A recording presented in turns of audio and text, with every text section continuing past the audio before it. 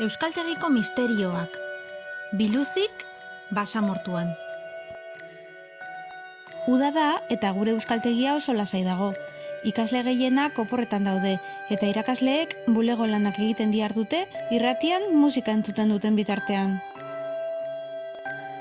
Bapatean, irratiko musika eten eta berrien emanaldi berezi bat hasi da. Basamortutik dator berria. Badirudi pertsona baten gorpua topatu dutela. Bakar-bakarrik, biluzik basamortuaren erdian. Harrigarriena da, eskuan makilatxo bat zeramala. Hori besterik ez. Hildakoaren izena esan dutenean, irakasleak konturatu egin dira euskaltegiko ikaslea dela. Lagunduko aldiguzue gertatutakoa argitzen.